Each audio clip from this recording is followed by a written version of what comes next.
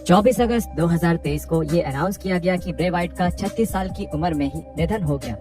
White बिना किसी शक के WWE के सबसे क्रिएटिव और मनमोहक रेसलर्स में से एक थे और जाहिर तौर पर उन्हें बहुत याद किया जाएगा। ये वीडियो वाइट के बेहतरीन WWE करियर का एक जश्न है, जिसमें रेसलमेनिया पर हम ब्रे वाइट के करियर के 10 सबसे शानदार पलों की बात करेंगे। Number 5, Bray Wyatt captures the universal title.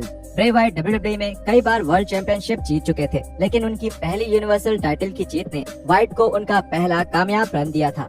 उन्होंने ये टाइटल 2019 के क्राउन ज्वेल पेपर व्यू में एक फॉल्स काउंट एनीवेयर मैच में जीता था और WWE ने वाइट के इस शानदार जीत के लिए बहुत सहयोग दिया था। ये जीत अपने आप में ही खास थी, क्योंकि वाइट ने ये टाइटल फील्ड के किरदार में जीता था, जो एक बिल्कुल अलग बात थी। ये किरदार बहुत अलग था और सच में डरावना भी। और अब जब इस खतरनाक किरदार के पास WWE में एक वर्ल्ड टाइटल था, ये पूरी कंपनी का हुलिया बदल सकता था। WWE ने ब्रायन और वाइट के फ्यूड को वापस दिखाने का फैसला किया और ब्रायन ने फिर से एक ऑल टाइम क्लासिक मैच बनाया। इन दोनों का मुकाबला 2020 के रॉयल रंबल पेपर व्यू में एक स्लैप मैच में हुआ और इस मैच को दुनिया भर से बहुत सराहना मिली और यहाँ तक कि रेसलिंग के पुराने फैंस भी इसे बीते हुए जमाने का शानदार मैच बताते हैं। Number 4, the Undertaker endorses Bray Wyatt. Bray Wyatt के सबसे सम्मानित दुश्मनों में से एक थे द अंडरटेकर। इन दोनों का सामना रेसलमेनिया 31 में हुआ था और उस शो से बाहर आने के बाद से ये जाहिर था कि अंडरटेकर वाइट और उनकी काबिलियत का बहुत सम्मान करते थे।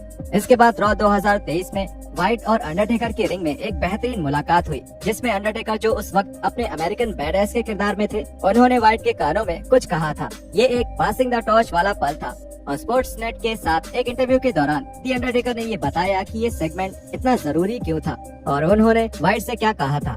जाहिर तौर पर मेरे किरदार और उनके किरदार की बहुत ज्यादा तुलना करी जाती है और मुझे लगता है वो एक अलग ही किरदार है।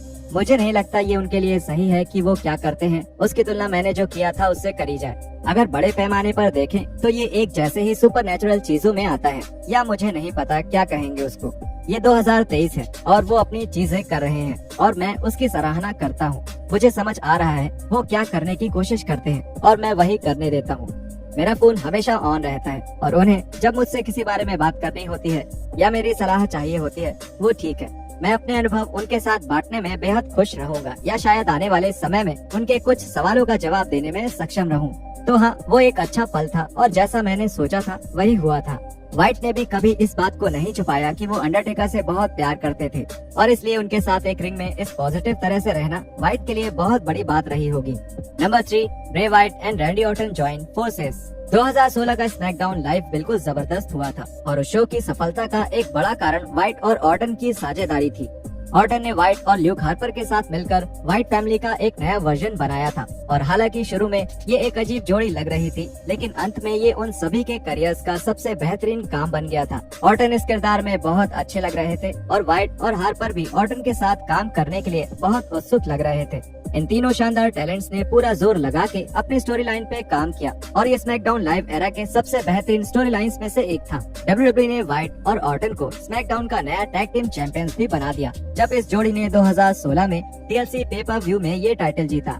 ऑर्टन WWE में वाइट के करियर में अमूमन दिखते ही रहे थे, अब वो चाहे एक साथ हो या एक दूसरे के खिलाफ। WWE के फैंस ने एक साथ इस कहानी को आगे बढ़ते हुए देखा था। Number 2, Bray Wyatt wins the WWE title.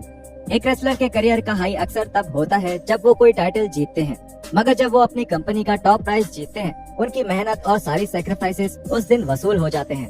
2017 के एलिमिनेशन चैम्बर पेपर व्यू में वाइट WWE की सीढ़ी में सबसे ऊपर चढ़ चुके थे, जब उन्होंने जॉन सीना और फिर AJ स्टाइल्स को चैम्बर में पिन करके अपना पहला WWE टाइटल जीता था। वो एक शानदार और तसल्ली भरा पल था जो अब बिना भावुक हुए देख पाना बहुत मुश्किल है। वाइट की सालों की मेहनत आखिरकार कामयाब हुई थी और अब वो WWE के टॉप गाय बन चुके थे। Number 1, Bray Wyatt returns. 2021 में WWE ने ब्रे वाइट के साथ अपना रिश्ता खत्म करने का फैसला किया और ये WWE के अब तक के सबसे खराब फैसलों में से एक माना गया था। लगभग एक साल तक फैंस ने कंपनी में वाइट की वापसी के लिए कैंपेन किया और खुशी की बात ये थी कि 2022 के एक्सट्रीम रूल्स पेपर व्यू में ट्रिपल एच ने आखिरकार ऐसा कर ही दिया। मेन इवेंट में सेथ रॉलिंस से रिडल की जीत के बाद एरिना की लाइट्स चली गयी और एक सफेद खरगोश जो पिछले कुछ महीनों से टीवी पर दिखाया जा रहा था, वो आखिरकार सामने आ गया।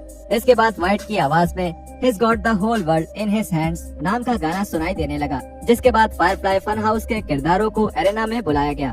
व्हाइट के पिछले रन की कुछ निशानियां वहां मौजूद थी, जिसमें से एक था फिन का जला हुआ मास्क, जो 2020 में रैंडी ऑर्टन के हाथों व्हाइट का जलाया जाना दर्शा रहा था। इसके बाद टाइटनट्रॉन पर एक वीडियो दिखाया गया जिसमें एक फायरफ्लाई फन हाउस के सेट का खंडहर देखने को मिला, और तभी एरेना में एक दरवाजा खुला जिसमें एक अजीब रोशनी आ रही थी, जिसमें एक आदमी व्हाइट का लालटेन लेकर चलता हुआ आ रहा था, और इसके बाद वो आदमी अपना चेहरा दिखाता है और वो ब्रे वाइट होते हैं। व्हाइट फिर घोषणा करते हैं कि मैं यहाँ आ चुका हूँ, और फिर अपना लालटेन बुझा देते हैं। इस बेहतरीन खुलासे को अब तक का सबसे बड़ा ओवेशन मिला था, और ये पल जल्द ही वायरल हो गया, और नए और पुराने फैंस चर्चा करने लगे कि व्हाइट की वापसी कितनी शानदार थी। व्हाइट को वापस अपने घर WWE में वापस देखना बहुत मजेदार था, और फैंस बेसब्री से उनकी अगली स्टोरी लाइन और नए किरदार का इंतजार कर रहे थे।